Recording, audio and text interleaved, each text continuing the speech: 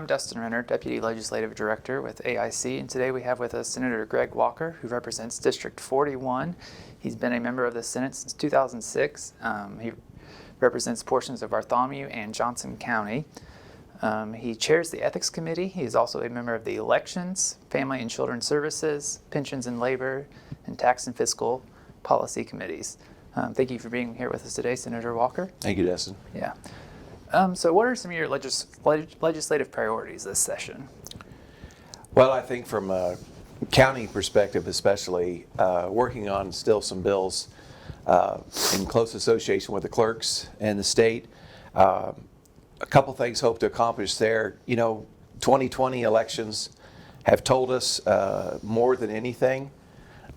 We have a shortage of civic education when it comes to elections. Hopefully, with the ability to involve more high school students, that'll grant an opportunity for them to be more engaged and to see the process. Tell their parents, there really are checks and balances in what we're doing here, and maybe we can grow that base of knowledge of just how rigorous elections are and how secure they are in the state of Indiana. The bill also, I hope, to accomplish the ability to secure the absentee ballots. There was a lot of reliance on the mail-in absentee ballots this year.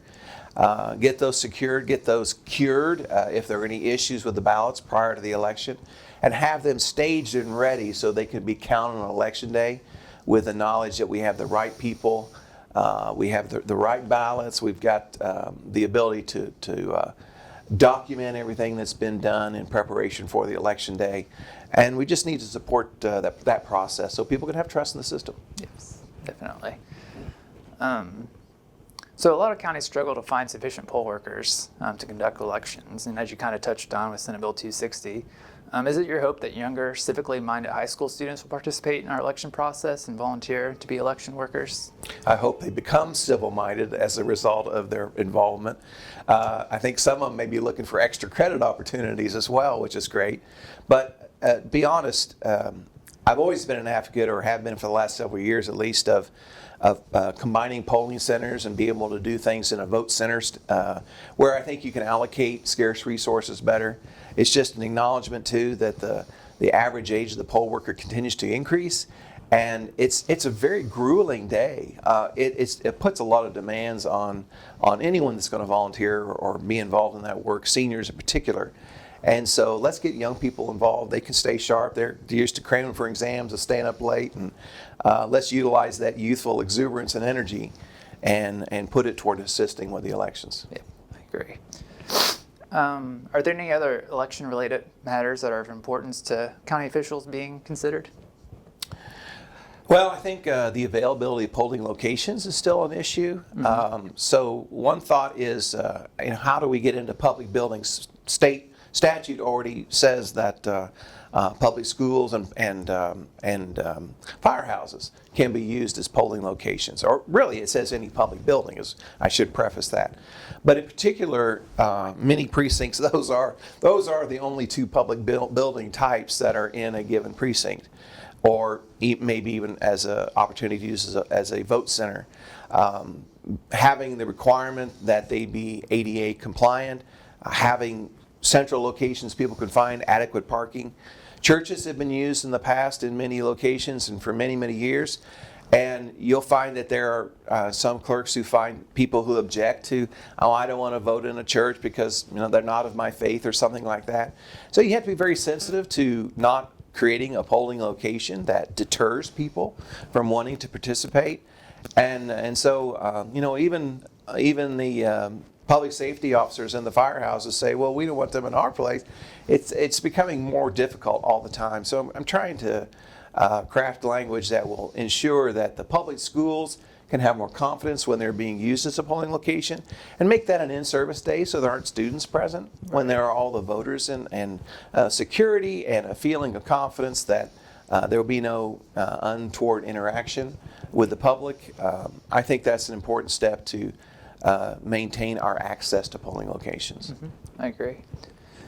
And then finally, one of the responsibilities of the legislator this session is to approve new congressional and legislative districts. What do you hope to see accomplished in terms of redistricting? So I think this year a lot of outside groups are going to avail themselves of the exact same data that's being used by the states across the nation once we get our hands on that information. That's due to be out late March, 1st of April.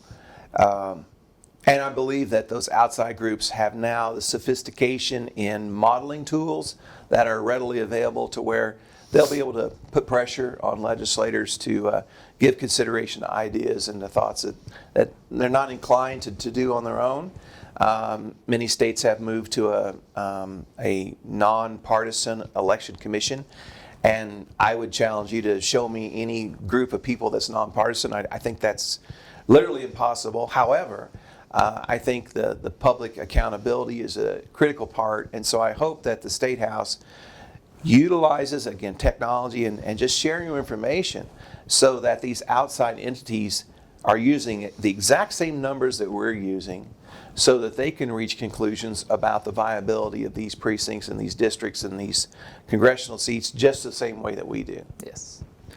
All right, and then also we have some kind of fun standard questions that we're asking everyone that we interview this session. Favorite Indiana musician or band?